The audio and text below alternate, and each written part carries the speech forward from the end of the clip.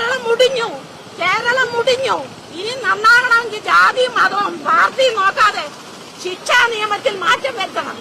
ശിക്ഷാ നിയമത്തിൽ മാറ്റം വരുത്തിയില്ലെങ്കിൽ മുടിഞ്ഞു കേരളം. ഇത് ശരിയല്ല. എന്റെ മോനാന്ന് ഞാൻ സഹിക്കൂല, എന്റെ മോനാന്ന് ഞാൻ സഹിക്കൂല. ഞാൻ ഇവിടുത്തെ ടീച്ചറായിരുന്നു, ഞാൻ ഇവിടുത്തെ പെൻഷൻ പറ്റിയ ടീച്ചറാ. ഞാൻ പ്രതികരിക്കാൻ തന്നെ വന്നതാണ്. എനിക്ക് സഹിക്കുന്നില്ല. ടിവിയുടെ മുന്നേ ഇരുന്നിട്ട് എന്തുവാ ടി വി കാണുന്ന മുഴുവനും? എന്തൊരു സങ്കടമാ കാണുന്നേ.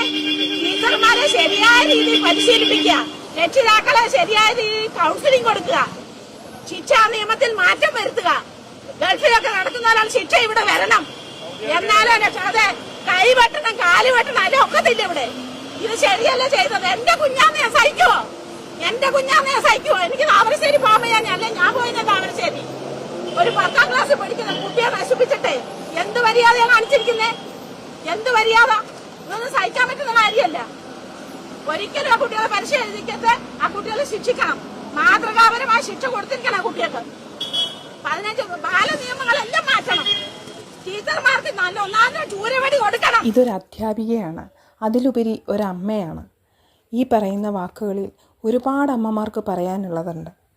തീർച്ചയായും ഞങ്ങൾ ഓരോരുത്തരായ അമ്മമാരുടെയും ആഗ്രഹം ഇതാണ്: അധ്യാപകരുടെ കയ്യിൽ തിരിച്ച് വടി കൊടുക്കുക. തീർച്ചയായും നിയമപരമായി കിട്ടാവുന്ന മാക്സിമം ശിക്ഷ ഈ കുട്ടികൾക്ക് കിട്ടിയിരിക്കണം. അല്ലെങ്കിൽ അവർ ചെയ്ത തെറ്റിനെക്കുറിച്ച് അവർക്കൊരു ബോധമില്ലാതെയായി പോവും. ബഹുമാനിക്കാൻ പഠിക്കുക. മാതാവിനെയും പിതാവിനെയും ഗുരുക്കന്മാരെയും ദൈവത്തെയും ഭയത്തോടെ ജീവിക്കാൻ ഈ സമൂഹം മറന്നു പോകുന്നതിൻ്റെ ഒരു